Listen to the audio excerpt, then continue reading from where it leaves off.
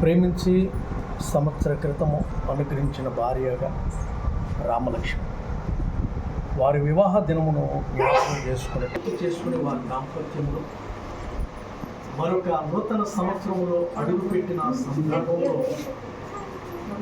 డబ్బుని స్తుతించుట మంచిదని, ఆయన చేతులకి అప్పగింపబడుట మంచిదని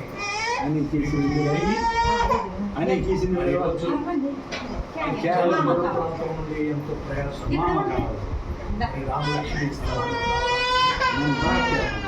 మరి ప్రీబుడ్లో ఏర్పాటు చేయబడిన చిన్న కార్యక్రమాన్ని ప్రభుకి కృతజ్ఞతాస్తుతులు తెలుస్తూ మరి కార్యక్రమాన్ని ప్రభు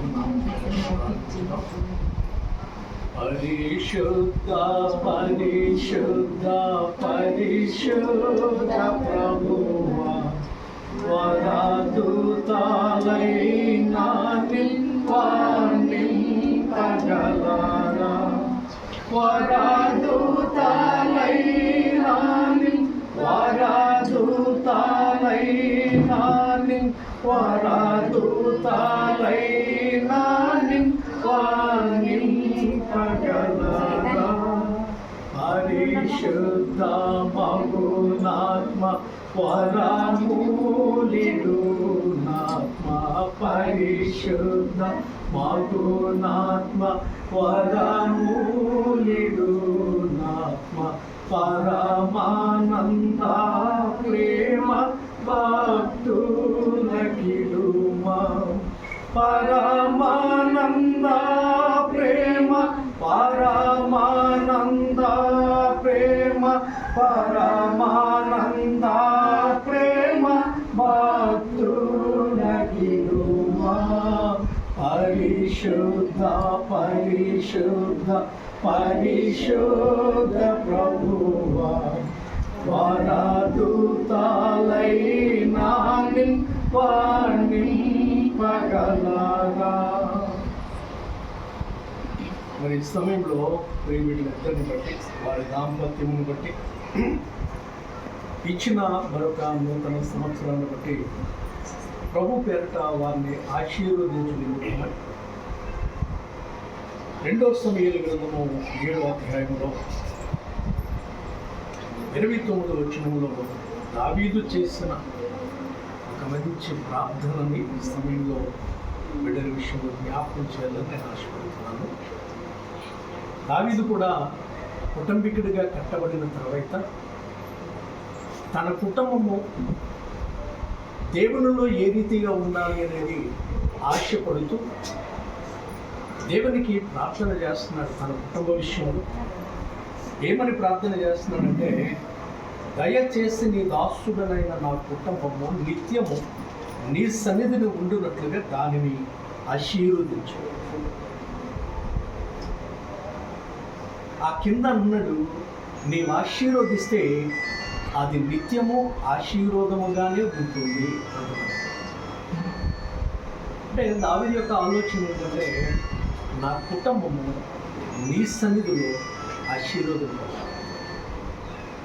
ఈరోజు ఆశీర్వాదం అనేది దేవుని వద్ద నుండి భూమి మీద ఉన్న మనుషుల మీదకి పంపబడేది. దీవెన అనేది భూలోకములో ఉన్న సేవకుడు ఇచ్చేది దీవెన. ఆ దీవెనను దేవుడు అంగీకరించి ఆకాశముందు ఆయన సన్నిధి నుండి అనుగ్రహింపబడేదే ఆశీర్వాదం. దీవెన అనేది సేవకుడు ఇచ్చేది, ఆశీర్వాదం అనేది దేవుని దగ్గర నుండి డైరెక్ట్గా ఒక మనిషి మీదకు వచ్చింది. కాబట్టి ఈరోజు మరి సంవత్సర కాలం గతించిన 2023 సంవత్సరంలో ఇదే రోజు మరి ఇదే స్థలంలో ఒక ఉన్నతమైన అద్భుతమైన వైభవముతో కూడిన మరి మంచి వివాహముగా, ఘనమైన వివాహముగా మనమందరూ కన్నులారా చూచాం. ఆ రోజు మరి ఈరోజు ఒక సంవత్సరాన్ని వారు సంపూర్ణం చేసుకుని మళ్ళా 2వ సంవత్సరంలోనికి అడుగు పెడుతున్న సమయంలో దేవుని సేవకునిగా ఈ మాటని నేను తెలియజేస్తున్నాను. ఎందుకంటే వారికి అప్పుడు ఇద్దరుగానే ఉన్నారు, ఇప్పుడు కూడా ఇద్దరుగానే ఉన్నారు. దేవుని చిత్తమైతే మళ్ళీ సంవత్సరము ముగ్గురు రావాలని ఆశీర్వదిస్తున్నాను. ఎందుకంటే అదే అంటున్నాడు ఇక్కడ. ఏంటి అంటే, నాకు నేనుగా ఉండిపోకూడదు, వివాహం అయిన తర్వాత నా భార్యగా ఉండిపోకూడదు, కానీ నా కుటుంబంలో అద్భుతమైన మార్పులు కలగాలి. అది సంతాన విషయంలో కానీ, ఐశ్వర్య విషయంలో కానీ, మేము ఆశించిన వాటి విషయంలో కానీ, మా హృదయంలో ఉన్న కోరికల విషయంలో కానీ. అంటే సంవత్సరము జరుగుతున్నప్పుడు ఒక క్రొత్తది మా దాంపత్యంలో కనబడాలి. అది దావీదు యొక్క ఉద్దేశం. అందువలన ఈరోజు మరి ఇర్మియా రామలక్ష్మిని నేను ప్రభు పేరిట దీవిస్తున్నాను. ఏంటి అంటే, మరి సంవత్సరం అంతా కూడా ఇద్దరుగా ఉన్నారు.